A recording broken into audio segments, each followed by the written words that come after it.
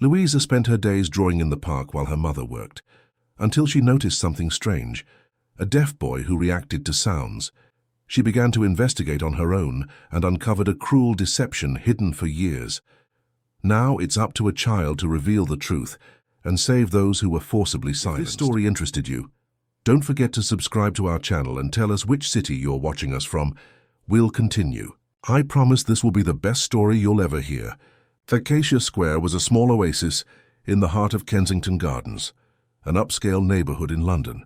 While children ran across the manicured lawns and couples strolled beneath ancient trees, Louisa Miller, a 7-year-old girl, remained seated on the same wooden bench, observing.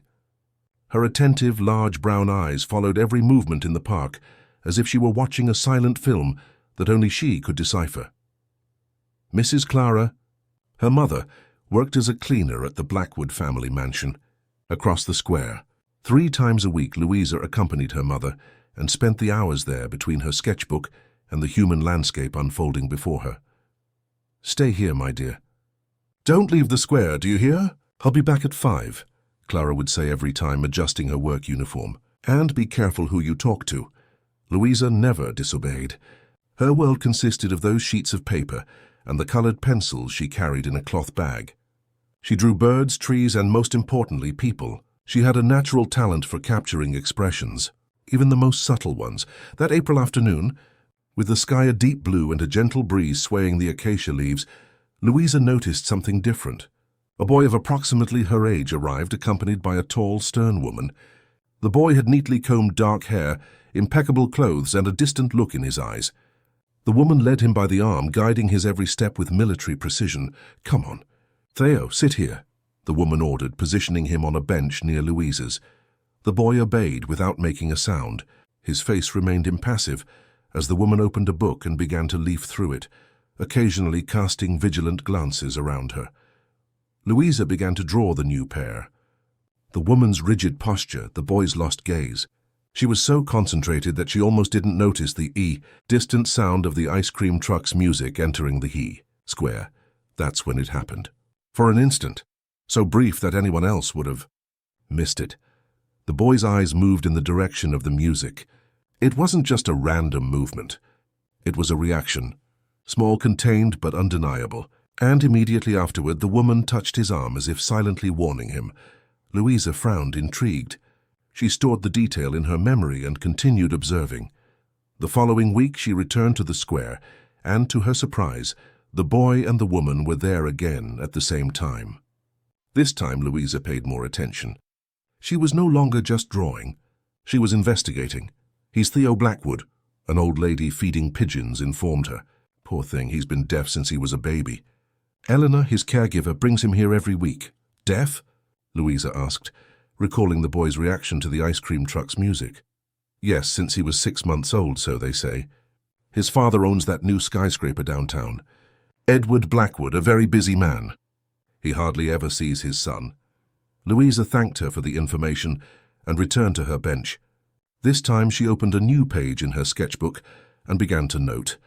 Theo Blackwood, supposedly deaf, reacted to music. Over the following weeks, Louisa established a routine. She arrived at the square earlier and positioned herself strategically to observe the boy without attracting the caregiver's attention. She created a detailed log, times, behaviors, reactions, and she noticed more instances. A dog barked loudly behind Theo, making him blink faster. A branch fell with a crash, and for a millisecond his shoulders stiffened. Small reactions, almost imperceptible but present. And each time it happened, the caregiver seemed to notice too, discreetly touching him, as if reminding him of something. One afternoon, while the caregiver stepped away to answer the phone, Louisa saw her opportunity. She moved silently to the bench next to Theo and took out her sketchbook. With exaggerated gestures, she drew a bird and showed it to the boy. He looked expressionless. Louisa then imitated the bird's song very softly. Theo's eyes met hers for a brief moment, a look full of meaning, but quickly diverted when the caregiver returned. Louisa went back to her spot, her heart racing. She was sure now Theo could hear. Days later, hidden behind a tree, Louisa overheard the caregiver talking on the phone. "Yes, Mr. Victor, everything is under control. 5 years already, and we've never had problems. The boy knows what happens if he slips up. No, his father doesn't suspect anything. He's always traveling. Has the money been deposited? Great. Louisa's blood ran cold. Mr. Victor, 5 years? What were they talking about? Who was this man? And why was he paying the caregiver? What would happen if Theo slipped up? That night in her small house in South London, Louisa couldn't sleep. Sitting at the kitchen table while her mother prepared dinner, she leafed through her notebook. Mom, do you know the boy from the family where you work? Theo? Clara stopped cutting vegetables and looked at her daughter curiously. Yes, I do. But we can't talk about him. Those are the house rules. Why not? Because the family is very private, Louisa. The boy has health problems. No one should bother him. What kind of problems? Clara hesitated. He can't hear, dear. And the lady of the house doesn't like us talking about it. Now let's drop the subject. Tomorrow I have the day off and we're going to visit your grandmother in Clapham.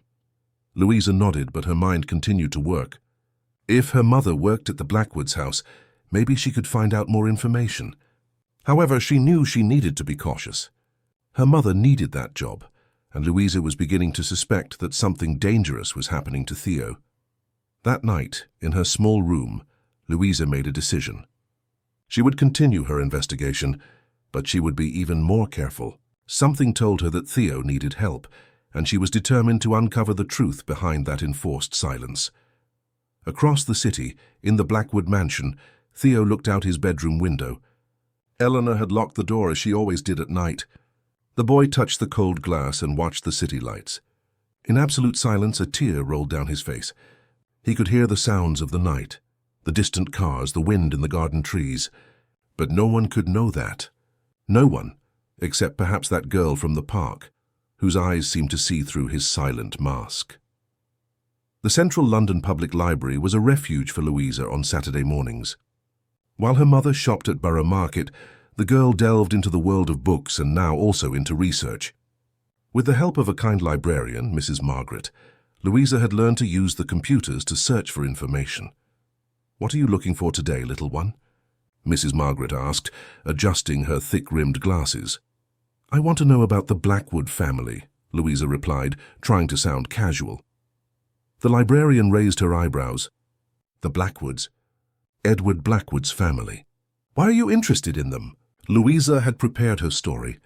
"It's a school project about important British entrepreneurs." Mrs. Margaret seemed to accept the explanation and showed her how to access the digital archives of the main London newspapers. "Here are reports from the last 10 years. You should find plenty of material about them."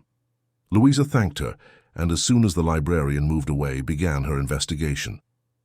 She found dozens of articles about Edward Blackwood, a real estate magnate, responsible for major developments in the capital. Photos showed a tall man with greying hair and a serious expression, always at corporate events or inaugurations. "Edward Blackwood's wife suffers complications in childbirth and does not survive," read a headline from 7 years ago. Louisa felt a pang in her chest, reading about Caroline Blackwood, who had died giving birth to Theo. According to the report, Edward had plunged into deep mourning, delegating his son's care to staff while dedicating himself entirely to business.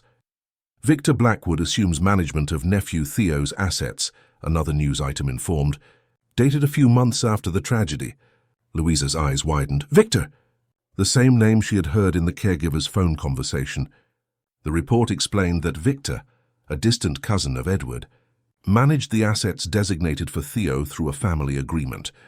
Continuing her research, Louisa discovered something even more intriguing: a brief article about a legal dispute involving Caroline's will. Apparently, shortly before her death, she had made changes to the document that determined the future of the family fortune.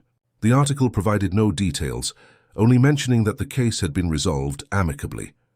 The girl wrote down every piece of information in her notebook, feeling like a detective putting together the pieces of a puzzle. A staff member walked past her and looked curiously at her notes, making her quickly close the notebook. On the way home, on the crowded bus, Louisa reflected on her discoveries. Why did a supposedly deaf boy react to sounds? Why was his caregiver paid to ensure he didn't slip up? And what was the connection between all this and this Victor, the asset manager? During the following week, Louisa intensified her observations. She created a system of codes in her notebook so as not to attract attention if someone saw it. She drew small symbols representing Theo's different reactions.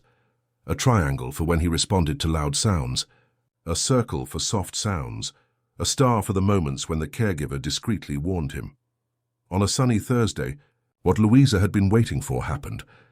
Mrs. Clara was called for an extra cleaning at the Blackwood mansion, and Louisa managed to convince her to take her along. "You stay in the service area and don't leave there, understood?" her mother warned as they climbed the imposing back staircase. "Mrs. Eleanor doesn't like children near the boy." Louisa agreed, feigning disinterest, but as soon as her mother started working, the girl began her careful exploration of the mansion. Passing by a half-open door, she heard Eleanor's voice on the phone again. "Yes, Mr. Victor. No problems. The doctors continue with the same assessment. The boy maintains the expected behavior.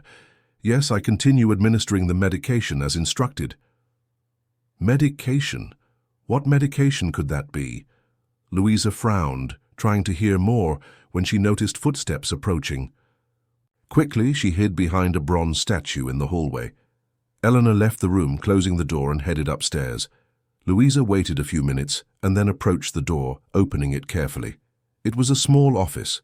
On the desk, an open planner. Cautiously, the girl approached and saw a list of names and phone numbers.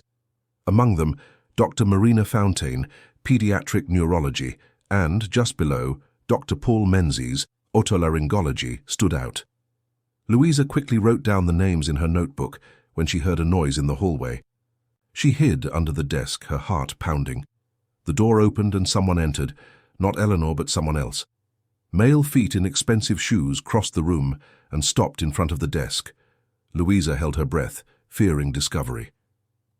"Hello, Victor. It's Edward. I just arrived from Washington, D.C. Yes, I should only stay today. I'm going back to the capital tomorrow. No, I won't have time to see Theo. I have an important meeting. Yes, I trust you completely to take care of everything.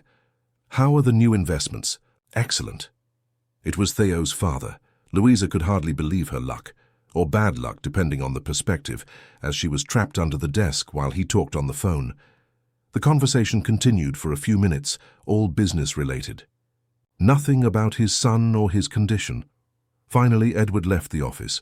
Louisa waited a few moments and then quickly slipped out, returning to the service area where her mother was working. Mrs. Clara hadn't even noticed her absence. Late in. The afternoon, as they prepared to leave, Louisa heard a sound coming from upstairs, the sound of a piano. Soft, hesitant notes, as if someone was testing the instrument very carefully so as not to be heard. Her mother heard it too. "It must be Mr. Blackwood," Mrs. Clara commented. "He plays sometimes when he's home." But Louisa noticed something strange. Eleanor was rushing down the stairs with a worried expression. Soon after, the sound abruptly ceased. Shortly after, Theo appeared at the top of the stairs, being firmly guided by Eleanor. That night, in her room, Louisa added more notes to her notebook. She was increasingly convinced that Theo was not deaf. But why maintain this charade? What would be the benefit?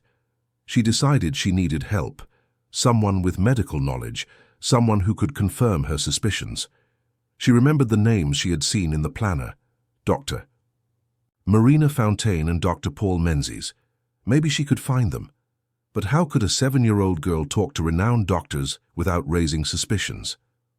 The answer came the next morning when she was leafing through an old newspaper and saw a news item about St. Luke's Hospital, where Theo had been born. The report mentioned the head nurse of the maternity ward, Antonia Spencer, praising her work. Louisa felt a glimmer of hope. A nurse who worked in the maternity ward at the time of Theo's birth might know something. St. Luke's Hospital stood imposingly in the Chelsea neighborhood, a glass and steel building that contrasted with the older constructions around it. Louisa looked at the building with determination, clutching the strap of her backpack where she kept her precious notebook.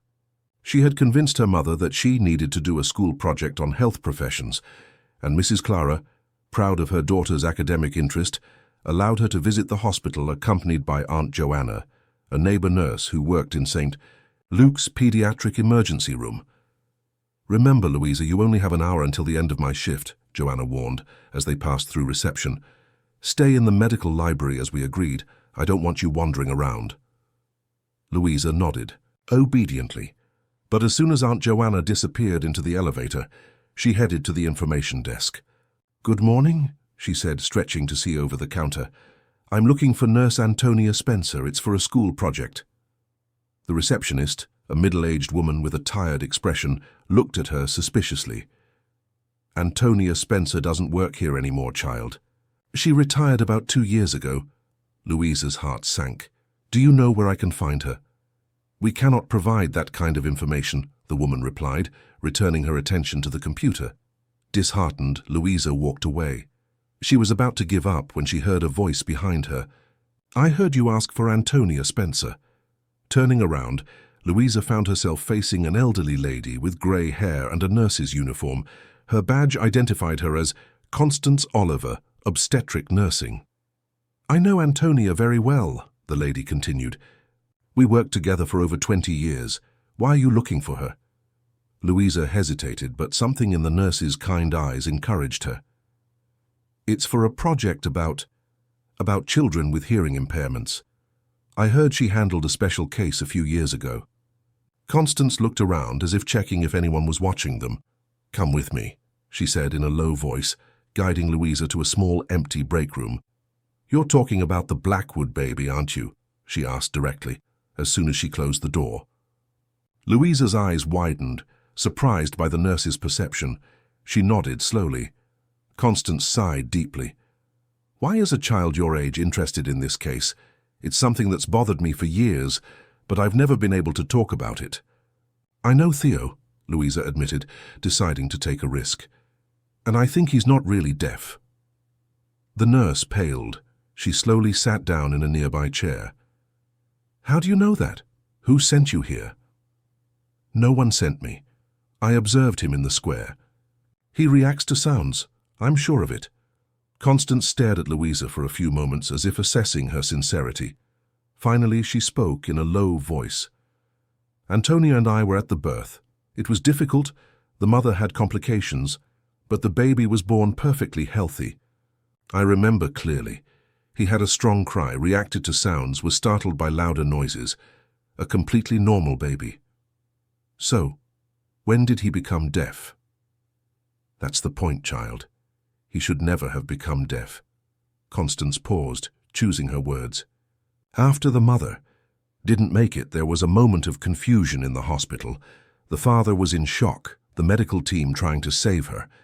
In that interval, Mrs. Beatrice, the family's former governess, who had raised Caroline since she was little, was alone with the baby for some time."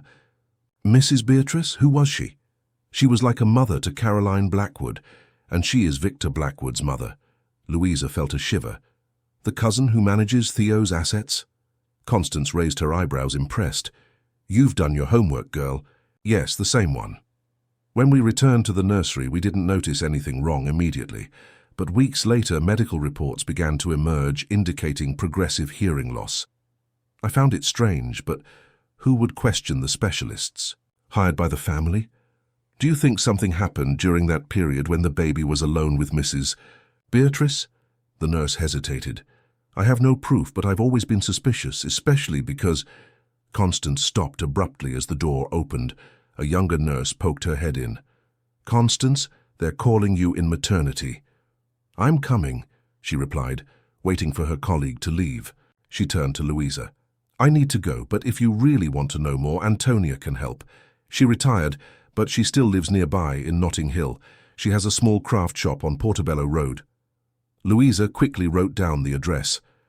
Before leaving, Constance held her arm. "Be careful, child. If what we suspect is true, it involves powerful people and a lot of money. Don't trust anyone easily." The next day, a sunny Saturday, Louisa convinced her mother to take her to the Notting Hill Craft Fair. While Mrs. Clara admired ceramics at a stall, the girl slipped away discreetly and headed to Portobello Road. The Antonia's Arts shop was small but cozy, with colourful display windows exhibiting ceramic pieces and tapestries. Upon entering, Louisa was greeted by the soft sound of Brazilian music and the smell of fresh coffee.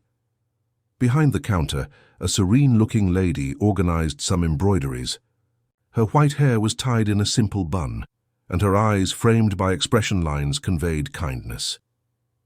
"Can I help you, little one?" she asked, looking over her reading glasses. "Are you Antonia Spencer, the nurse who worked at St. Luke's Hospital?" The woman's expression changed, becoming more cautious. "That's me, and who are you?" "My name is Louisa Miller. I spoke with Nurse Constance yesterday. It's about Theo Blackwood." Antonia paled. Quickly she stood up and turned the sign on the door to closed, then locked it. "Come with me," she said, guiding Louisa to a back room of the shop. The space was cozy, with a small table, armchairs, and shelves full of books and photographs. Antonia motioned for Louisa to sit down and poured her a glass of orange juice. "Now tell me everything," she asked, sitting in the opposite armchair. "How did a girl your age get involved in this matter?" Louisa took a deep breath and began to recount her observations. Theo's reactions to sounds, Eleanor's phone conversation, her discoveries about Victor Blackwood and the will. As she spoke, she took out her notebook and showed her meticulous notes. Antonia listened attentively, her face alternating between surprise, sadness, and indignation. When Louisa finished, the former nurse remained silent for a few moments as if processing everything. "You are an extraordinary girl, Louisa," she finally said, "and very brave. What you discovered is exactly what Constance and I suspected for years, but could never prove. So you really think Theo isn't deaf?" "I'm sure he wasn't born deaf," Antonia affirmed. "As Constance must have told you, the baby was perfectly healthy. He responded to auditory stimuli normally. And then, after being alone with Mrs. Beatrice, everything changed. What do you think happened at that moment?" Antonia hesitated, choosing her words carefully. "I can't accuse anyone without proof, but I know that the following week, Beatrice brought the baby for a checkup and insisted that he wasn't responding well to sounds. The doctors initially found nothing wrong, but she persisted. Eventually, they consulted specialists, all chosen by her, who began to document a supposed progressive hearing loss. And no one suspected? Edward Blackwood was devastated by the loss of his wife. He could barely look at his son. He trusted Beatrice completely, who had always been like a mother to Caroline. When the diagnosis of deafness was confirmed, he simply accepted it. Louisa frowned.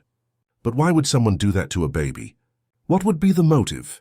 Antonia stood up and went to a drawer, from which she pulled out a yellowed folder.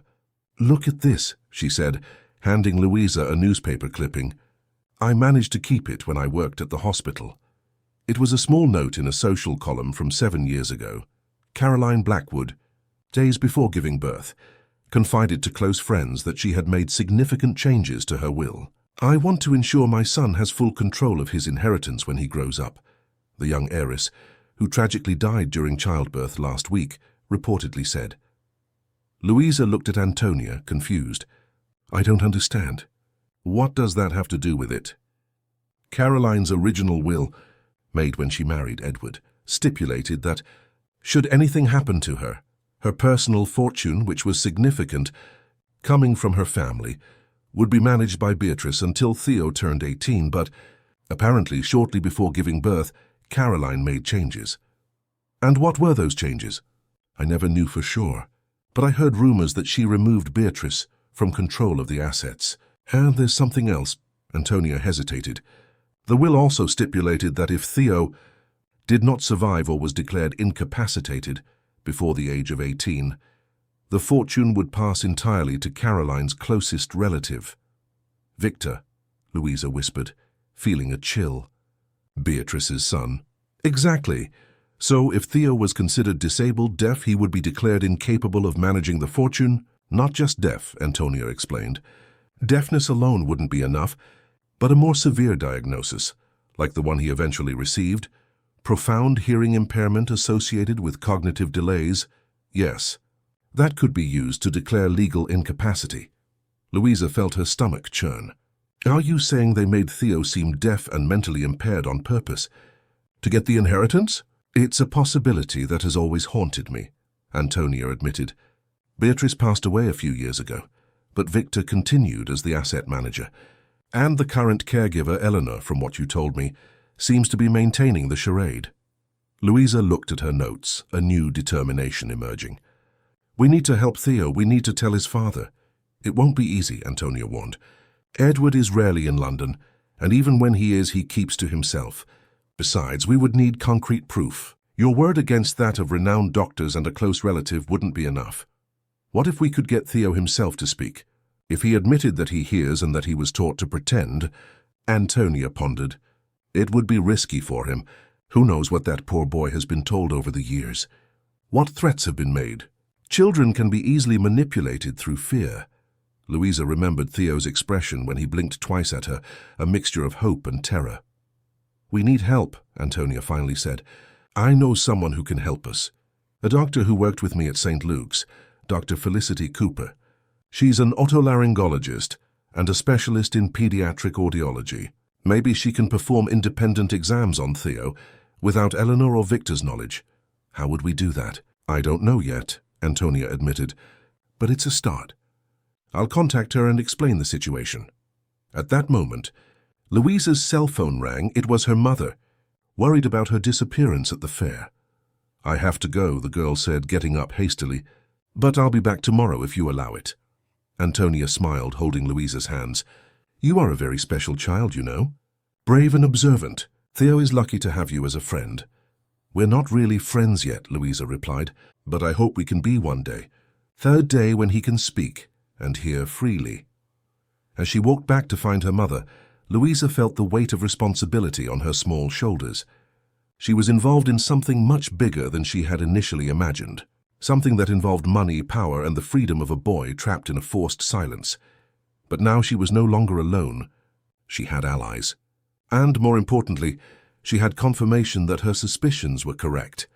Theo needed help, and she was determined to provide it, no matter how dangerous the path ahead. The fine rain falling over London did not prevent Louisa from returning to Acacia Square that Monday. Under a colourful umbrella, she sat on her usual bench, her notebook protected inside a plastic folder. Beside her, discreetly positioned, was Dr. Felicity Cooper, the otolaryngologist recommended by Antonia. Remember, the doctor said in a low voice, we need to be extremely cautious. Observing from a distance is our goal today. Louisa nodded, feeling the tension of the moment. In the previous 2 days, she had met with Antonia and Dr. Felicity to devise a plan. The doctor, a woman in her 40s with a firm posture and keen eyes, had listened to the story with growing professional indignation. Simulating a disability in a child is not just unethical, it's criminal, she had stated. If this is true, we need to document everything meticulously before presenting the evidence to the authorities. Eleanor and Theo arrived promptly at 3 o'clock, as always. Even in the drizzle, they maintained their routine. The caregiver set up a large umbrella over the bench and opened her usual book while the boy sat obediently beside her, staring into space. Observe his posture, Dr. Felicity murmured. There's something rehearsed in his movements, as if he's following a mental script. Over the next hour, the doctor analyzed Theo's every minimal reaction to ambient sounds, the distant sound of an ambulance, a dog's bark, the noise of children playing. Discreetly, she made notes in her own notebook, occasionally exchanging meaningful glances with Louisa. He definitely responds to auditory stimuli, she finally concluded. The reactions are subtle but consistent. Micro-eye movements, momentary tension in facial muscles, changes in breathing. A truly profoundly deaf person would not demonstrate this pattern. And now? Louisa asked, anxious. Now we need direct contact. We need him to confirm our suspicions in a way we can document. That night, gathered in Dr. Felicity's apartment in Canary Wharf, the 3 conspirators refined their plan. Antonia brought with her a folder with old hospital documents, copies she had secretly kept over the years, driven by her suspicion. Here are Theo's first exams, she explained, spreading the papers on the table. Note that initially there was no indication of hearing problems. Then suddenly, reports began to emerge indicating progressive loss, all signed by the same doctor, Dr. Richard Meadows. Dr. Felicity examined the documents carefully. I know Meadows. He works mainly with high-net-worth private patients. I never liked his methods much, but he has an impeccable reputation in London's elite social circles. I also managed to get a copy of the report that officially declared Theo as having profound hearing impairment with associated cognitive impairment. Antonia continued, showing another document. It was this diagnosis that allowed Victor to assume legal administration of all the boy's assets. Louisa looked at the papers, trying to understand the medical terminology. How did they manage to fake all these exams? There are several possibilities, Dr. Felicity replied thoughtfully. Adulterated exams, manipulated results, even medications that can temporarily simulate symptoms of hearing loss. I remember a case in medical literature where anesthetic drops were used in a child's ears before audiometric exams, causing false results. Eleanor mentioned that she administers medication to Theo, Louisa remembered. I heard her talking on the phone. We need to find out what that medication is, Dr. Felicity said.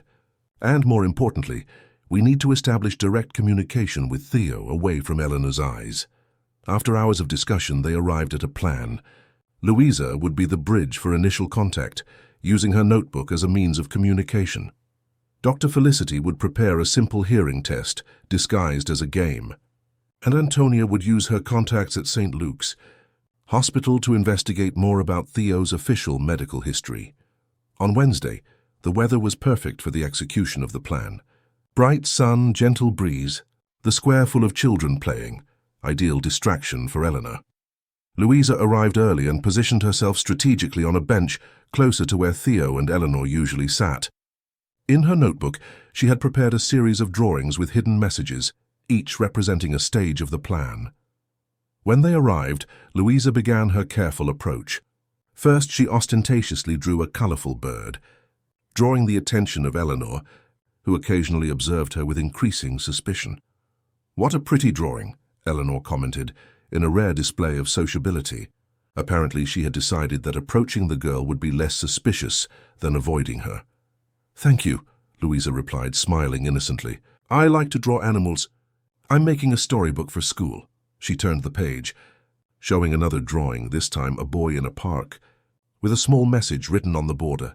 "Blink 3 times if you can read this." Eleanor looked quickly and returned her attention to her book. Theo, however, fixed his gaze on the drawing for longer. Louisa held her breath, waiting. And then it happened. 1, 2, 3, quick, almost imperceptible blinks. Encouraged, Louisa moved to the next phase. "Can I show my drawings to the boy?" she asked Eleanor, in a deliberately loud voice. The caregiver hesitated. "He can't hear you nor understand properly." "It's a waste of time." "Even so, can I show him?" "The colors are pretty," Eleanor shrugged. "If you want, but don't expect a reaction." With permission, Louisa approached and sat next to Theo, her notebook open on a new page.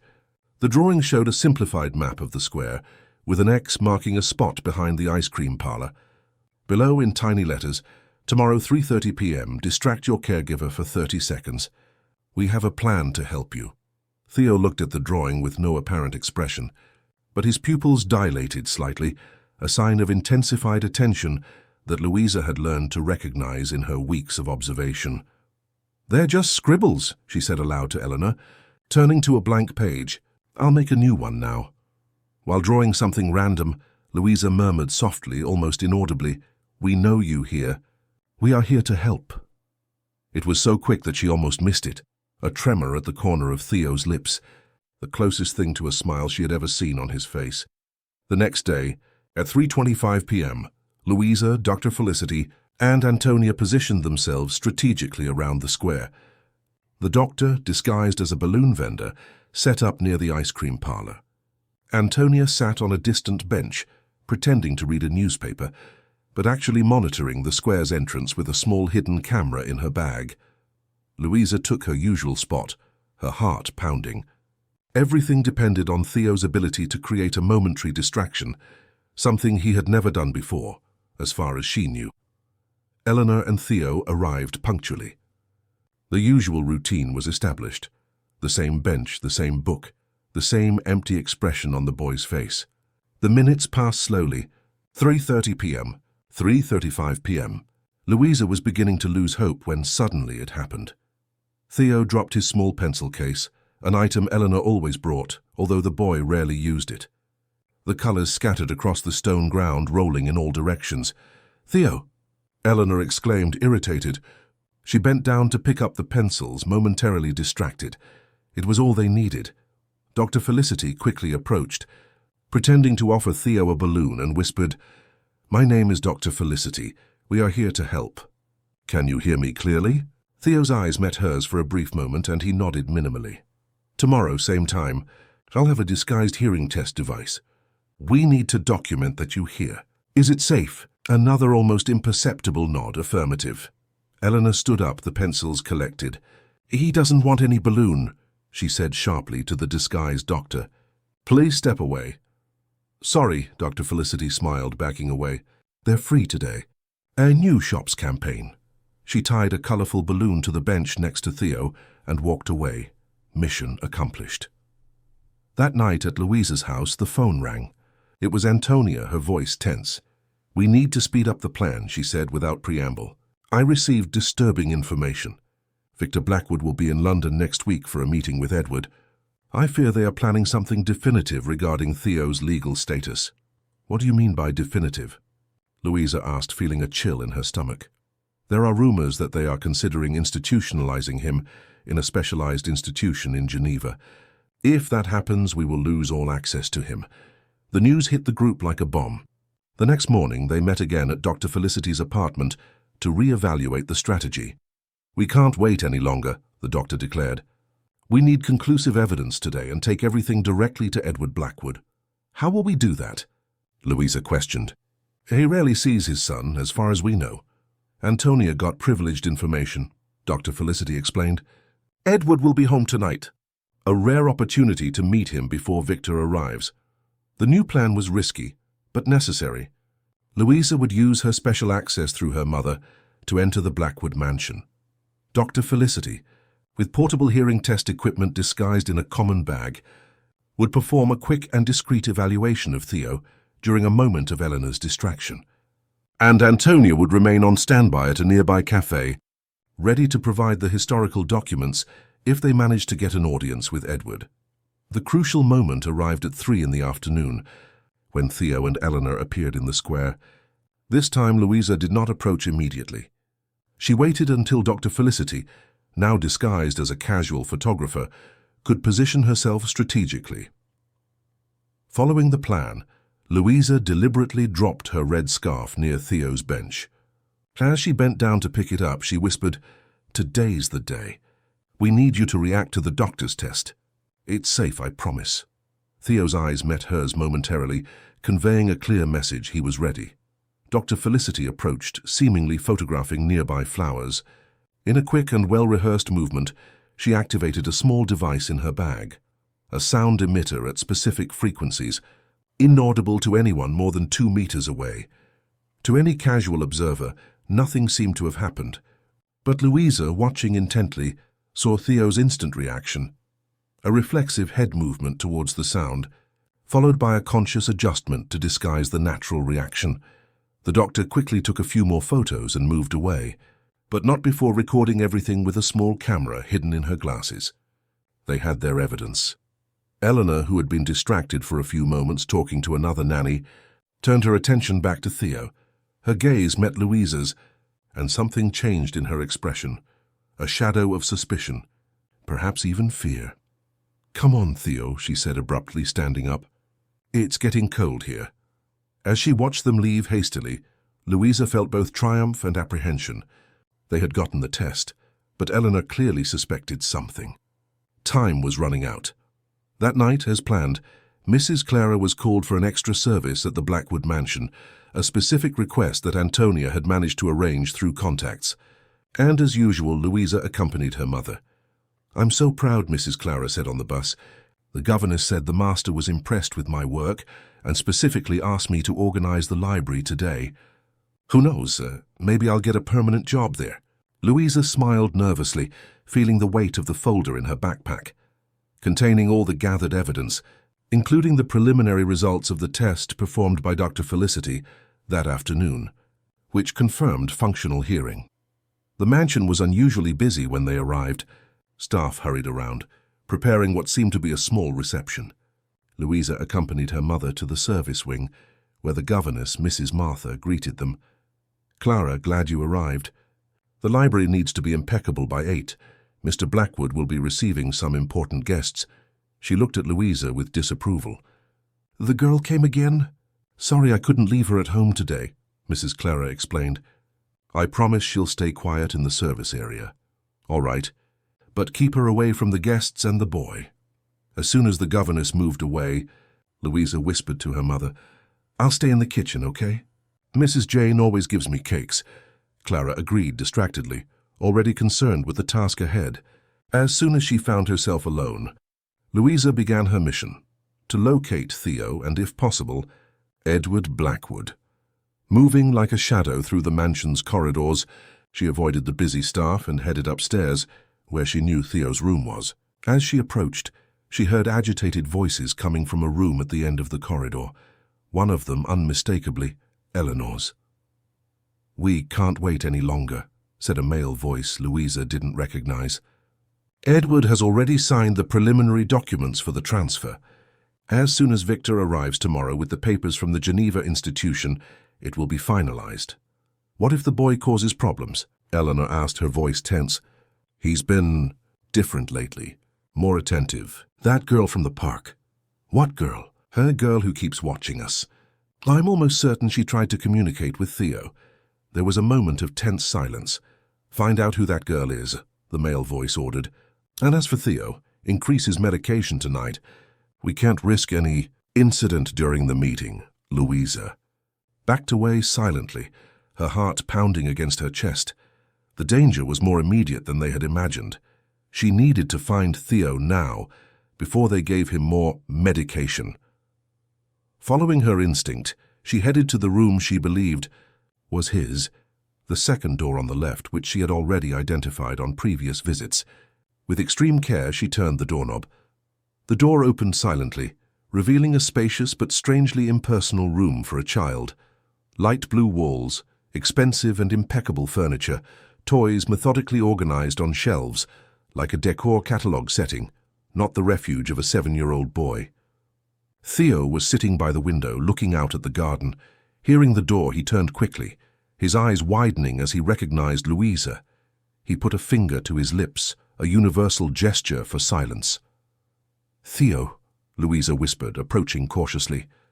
"I came to help. We have little time." The boy looked nervously at the door, then at a small intercom on the wall. He stood up and, to Louisa's surprise, walked directly to a desk, picked up a pencil and paper, and wrote with a trembling hand, "Cameras, microphones." Louisa felt her blood run cold. The room was under surveillance. She nodded to show she understood and quickly wrote, "Your father is home. I need to talk to him. Urgent." Theo hesitated, fear evident in his eyes. Finally he wrote, "Eleanor gives me medicine before he comes. Makes my head confused." "When?" Louisa gestured, pointing to a clock on the wall. "Soon," Theo wrote. "Meeting at 8. At that moment, they heard footsteps in the corridor. Louisa quickly put the paper in her pocket and pretended to be arranging toys on the shelf when the door opened. Eleanor entered, her expression instantly changing from neutral to furious upon seeing Louisa. "What are you doing here? How did you get in?" she demanded, advancing threateningly. Louisa retreated, her mind working at full speed. "My mom is cleaning the library. The governess asked me to bring these clean towels." She pointed to a pile of folded towels on a chair, which she had noticed upon entering. Eleanor narrowed her eyes, clearly not believing her. "Get out immediately. This room is forbidden to staff, especially their children." "Sorry, I got lost," Louisa mumbled, heading for the door. "Wait," Eleanor said, blocking her path. "You're the girl from the park, the one who draws and observes." Louisa swallowed hard. I just like to draw people." "Let me see your backpack," Eleanor demanded, extending her hand. "There's nothing in there," Louisa protested, backing away. "Just my school notebooks." "Show me," Eleanor insisted, her voice rising. At that moment, something unexpected happened. Theo, until then as still as a statue, deliberately knocked over a jug of water that was on his desk. The sound of glass breaking on the marble floor echoed through the room, making Eleanor turn instinctively. It was all the distraction Louisa needed. She slipped into the corridor and ran as silently as she could, hearing Eleanor's furious shouts behind her. She turned into one corridor, then another, looking for the stairs, but the mansion was a labyrinth of doors and passages. Finally, she found herself in a wide corridor she didn't recognize. In the distance, male voices conversed in a serious tone. She approached cautiously and saw a half-open door revealing what appeared to be an elegant office. "I don't understand why this sudden rush with the institutionalization," said a voice Louisa recognized from television news. "Edward Blackwood. Theo has been stable for years. Why send him to Geneva now?" "Edward, we've discussed this," another voice replied, soft and persuasive. "The institution in Geneva is the best in the world for cases like his, and you yourself said you want to dedicate more time to your new projects in Washington, D.C. With Theo there under specialized care, you would have more freedom. Perhaps?" Edward's voice sounded uncertain, tired. "You've always looked after his interests better than I have, Victor, ever since Caroline left us." "Victor?" Louisa froze. Victor Blackwood was here. The meeting that was supposed to happen only the next day was happening now. "It's for the best for everyone," Victor continued. "The doctors agree that his development has plateaued. In Geneva, with intensive treatment, who knows?" It was now or never. Gathering her courage, Louisa knocked on the office door. The voices fell silent. Footsteps approached and the door opened completely, revealing a tall man with graying hair, Edward Blackwood, exactly as in the newspaper photos, though with deeper lines of fatigue on his face. "Who are you?" he asked, surprised to see a child. "My name is Louisa Miller, sir," she replied, trying to control the tremor in her voice. "My mother works here as a cleaner. I need to speak with you about your son, Theo." Edward frowned, confused. Behind him, Louisa could see a younger man in an impeccable suit and a calculatingly neutral expression. Victor Blackwood, she presumed. "What could a child have to say about my son?" Edward questioned. "Something very important, sir. Something you need to know before sending him to Geneva." Victor's expression hardened. He stepped forward. "Edward, this is obviously some kind of prank. I'll call security to escort her back to the service area." "Please," Louisa pleaded, quickly pulling her notebook from her backpack. "Just give me 5 minutes. I have proof. Your son is not deaf, Mr. Blackwood. He never was." The silence that followed was absolute. Edward looked at her as if he had been slapped. Victor visibly paled before forcing a laugh. "What nonsense is this? Edward, don't listen to this." 5 minutes, Edward decided, ignoring his cousin. "Come in." Louisa was led into the office, feeling Victor's furious gaze burning her back. The room was impressive. Walls covered with books, a solid wood desk, large windows overlooking the illuminated gardens. Edward indicated a chair and sat behind the desk. "Now explain yourself, child. What do you mean my son isn't deaf?" Louisa took a deep breath and began to tell everything. Her observations in the square, Theo's reactions to sounds, Eleanor's phone conversation, her discoveries about the will, the meeting with Antonia and Constance, the test with Dr. Felicity. As she spoke, she opened her notebook, showing page after page of meticulous observations. Edward listened with growing perplexity. Victor, on the other hand, became more agitated with each revelation. "This is ridiculous," he interrupted. When Louisa mentioned the suspicions about the manipulation of diagnoses, "It's a child's word and some retired nurses against years of professional medical evaluations. Edward, you can't take this seriously." "Why not?" Edward replied, his voice acquiring a new firmness. "Unlike me, this girl actually observed my son, spent time with him." "And what about this?" Louisa continued, taking the folder Dr. Felicity had prepared from her backpack. "These are the preliminary results of a hearing test performed today. Dr. Felicity Cooper, a specialist in pediatric audiology, confirmed that your son responds to auditory stimuli in a manner consistent with normal hearing." Edward took the documents, examining them carefully. "How did you manage to do a test without Eleanor's knowledge?" "It was in the square, disguised as a game," Louisa explained. "Theo cooperated. He knows what's happening, sir. He understands everything. Edward's face transformed with an emotion Louisa couldn't name, a mixture of hope, pain, and a growing fury. "If what you say is true," he began, turning to Victor. "Of course it's not true," Victor exploded, losing his composure. "This girl is making up absurd stories. It's probably some scheme to extort money." "I don't want any money," Louisa protested. "I just want Theo to be free. Free to speak, hear, live normally." Edward stood up abruptly. "I'm going to see my son. Now." "Edward, be reasonable," Victor tried, placing himself between his cousin and the door. "Theo is already medicated to sleep. Doctors recommend not disturbing his routine." "Get out of my way, Victor," Edward ordered, his voice dangerously calm. "I'm going to see my son immediately." The confrontation was interrupted by an urgent knock at the door. The governess entered, out of breath. "Mr. Blackwood, Eleanor and young Theo, they're gone." "What?" Edward paled. "Security just informed me. Eleanor left through the back with Theo 15 minutes ago. They got into a black car waiting on the side street." Edward turned to Victor, who looked as surprised as he did. "Did you know about this?" "Of course not," Victor defended himself. "Why would Eleanor do something like this without authorization?" But Louisa noticed something the adults didn't. Victor's phone vibrating in his pocket, a message received at the exact moment of the announcement. "Call the police," Edward ordered the governess. "Wait," Victor intervened. "Let's not rush things. It's probably a misunderstanding. Eleanor must have taken Theo for some last-minute exam. Let me call her first."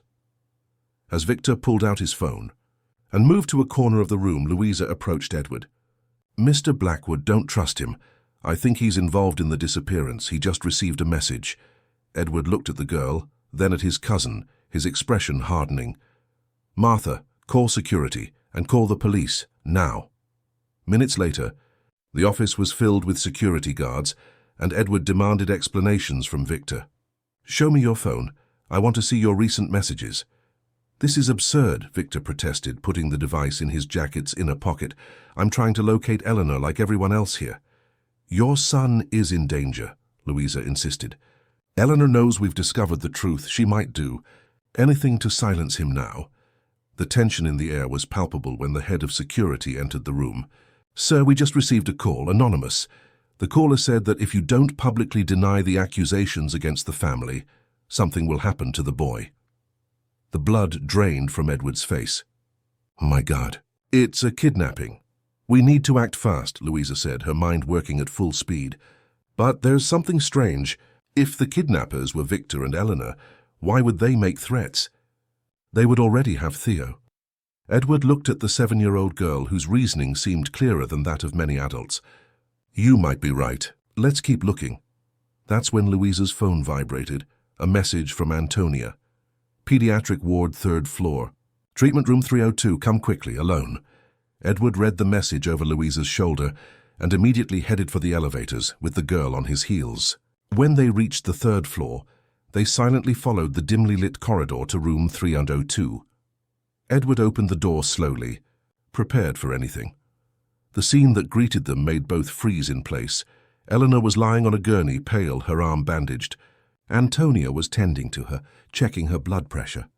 And in a nearby chair, huddled but conscious, was Theo. Upon seeing his father, the boy stood up. His eyes, always empty in public, were now filled with emotion. His lips trembled, forming hesitant sounds, like someone trying to remember how to use long dormant muscles. "For father," Theo said, his voice hoarse, barely used, but unmistakably real. It was the first word Edward had heard his son say in 7 years. Time seemed to freeze in that small hospital room. Edward remained motionless, as if struck by lightning. His eyes, fixed on his son, filled with tears. "Theo," he whispered, finally moving forward with trembling steps. The boy ran into his father's arms, clinging to him with a strength born of years of forced silence. Edward knelt, hugging his son, deep sobs shaking his shoulders. Louisa watched the scene with an overflowing heart, silent tears streaming down her own face. Antonia gently placed her hand on her shoulder, a silent gesture of recognition for all the little detective had accomplished. After a few moments of pure emotion, Edward pulled back slightly, holding his son's face in his hands. as if wanting to memorize every detail. "You can speak. You could always hear," he murmured between disbelief and joy. Then a shadow crossed his face as the reality of the situation hit him again. Turning to Eleanor, his expression hardened. How could you do this to my son?" Eleanor, pale and clearly debilitated, lowered her eyes. "It wasn't my idea, Mr. Blackwood. I merely continued what Mrs. Beatrice started." "Explain yourself," Edward demanded, keeping Theo firmly by his side. Eleanor took a deep breath, visibly gathering her strength. "I was hired 5 years ago, after Mrs. Beatrice's departure. Victor explained to me that the boy had a special condition that needed to be maintained for his own good.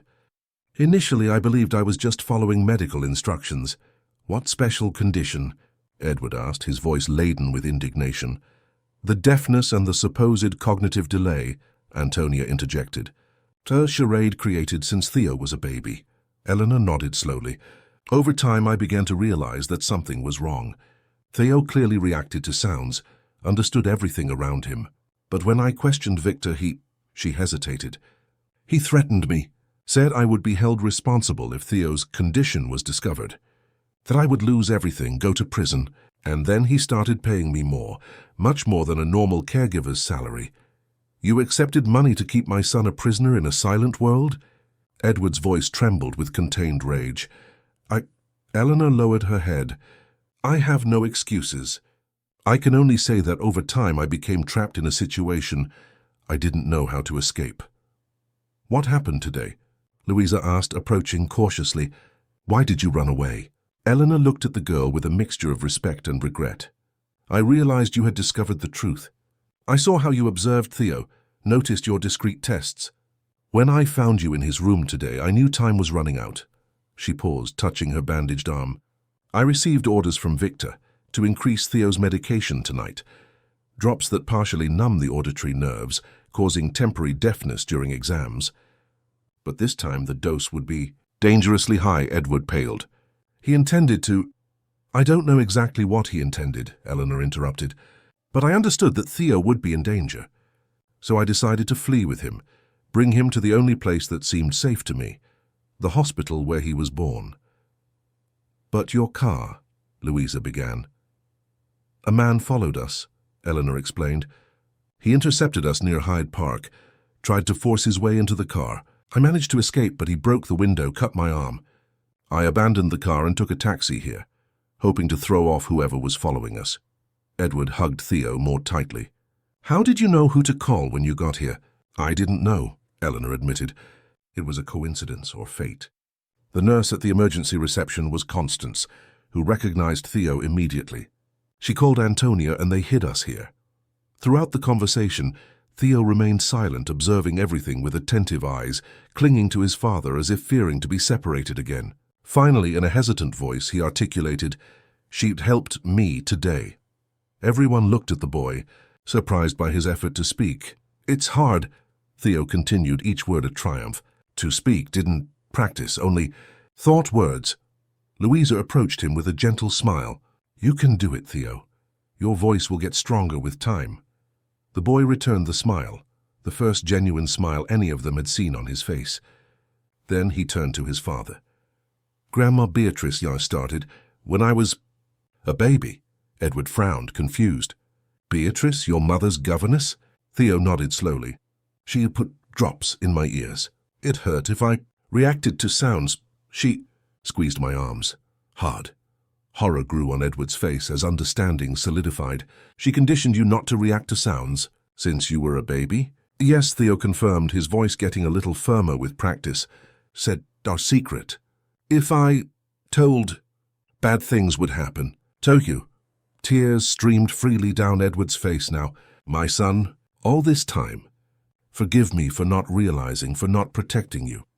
"Don't blame yourself entirely," Antonia gently interjected. "Beatrice and Victor built a perfect system. Bought doctors, falsified reports, manipulated testimonies, and you were fragile from the loss of Caroline." At that moment, the door opened and Dr. Felicity entered hastily, followed by Constance. "I got the preliminary exams," she announced, holding several sheets of paper. "They are basic, but they confirm Theo has normal hearing. perhaps slightly compromised by years of medication, but nothing permanent. Edward received the documents, examining them with a grim expression. "We need more proof. Everything documented for the authorities." "We're already working on that," Dr. Felicity assured. "We need to perform complete exams, interview Eleanor formally, retrieve the original medical records. The most important thing now is everyone's safety," Antonia reminded them. "Victor has been detained, but we still don't know how many people are involved in this conspiracy." As if to confirm her words, Edward's phone rang. It was his head of security. "Mr. Blackwood, we have a situation. Victor escaped. He distracted the security guards with a supposed medical emergency and disappeared. The police are searching, but..." Edward paled again. "Understood. Reinforce security here at St. Luke's Hospital immediately. And find my governess, Martha. Tell her to bring clothes and essential items for Theo. We're going somewhere else." Ending the call, Edward looked at everyone in the room. "We can't stay here. It's not safe. Where will we go?" Louisa asked, suddenly worried about her own family too. "I have a country house in Surrey Hills," Edward replied. "Few people know about it. We'll go there tonight. Theo, myself, you and your mother, Louisa, if you agree. And Doctors Antonia and Felicity too, if you can. We need you to document everything properly." "My mom!" Louisa exclaimed, suddenly remembering. "She must be desperate. She doesn't know where I am." "I've already arranged that," Antonia reassured. "Constance called her, explained that you were safe and with us. She's on her way to the hospital now." Events unfolded rapidly in the following hours. Mrs. Clara arrived, initially furious with her daughter for her disappearance, then astonished by the full story. After a frank conversation with Edward, she agreed to accompany them to the country house, understanding the gravity of the situation. Eleanor was formally interviewed by the police at the hospital, promising full cooperation in exchange for legal consideration for her role in the escape that saved Theo. Meanwhile, forensic teams examined both the Blackwood mansion and Victor's office, searching for documentary evidence of the conspiracy. Around midnight, a discreet convoy left the hospital through a secondary exit. 2 security cars, Edward's limousine carrying him, Theo and Martha, and a van taking Louisa, Mrs. Clara, Dr. Felicity, Antonia, and Constance. During the nearly 2-hour journey to Surrey Hills, Theo alternated between moments of exhausted sleep and brief periods of alertness, during which he clung to his father's hand. On his face, even during sleep, a new expression was visible: peace. The country house proved to be a charming rural property, hidden among green hills and protected by a discreet yet sophisticated security system. As the sun rose, everyone finally allowed themselves some rest after the most extraordinary night of their lives. Louisa, settled in a comfortable room with her mother, lay down but couldn't sleep. Her notebook rested on the bedside table. Those simple pages had changed so many lives. She smiled to herself, thinking of Theo and the freedom he was finally experiencing. As the new day dawned, silent promises were made. Edward vowed never to distance himself from his son again. Theo began to dream of the words he could finally say. And Louisa realized she had discovered something important about herself: her ability to observe what others didn't see, and her courage to act when necessary. However, no one in that peaceful house could have predicted that the story was not yet over.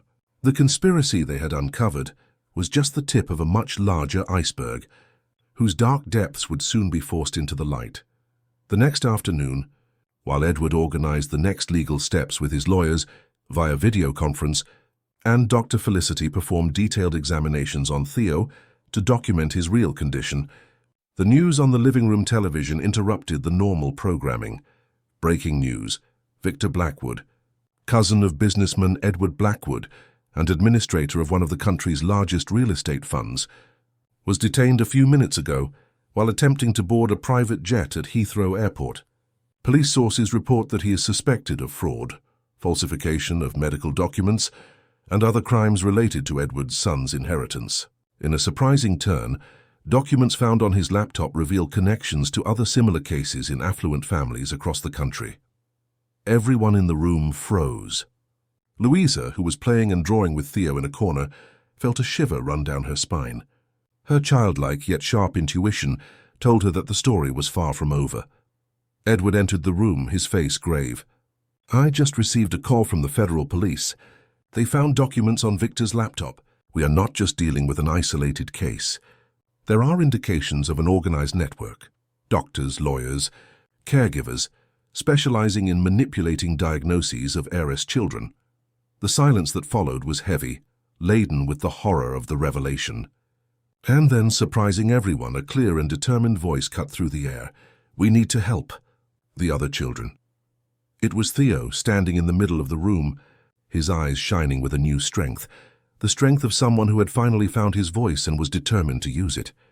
Louisa smiled at her new friend, feeling unexpectedly connected to a purpose much greater than herself. "Yes," she simply replied. "We do." Meanwhile, on the rural road leading to the property, a black car slowly approached. In the passenger seat, a middle-aged woman with a determined expression studied a detailed map of the region. In the back seat, a medical bag contained syringes, vials, and documents. The driver, a respectable-looking man, could easily pass for a family doctor or lawyer.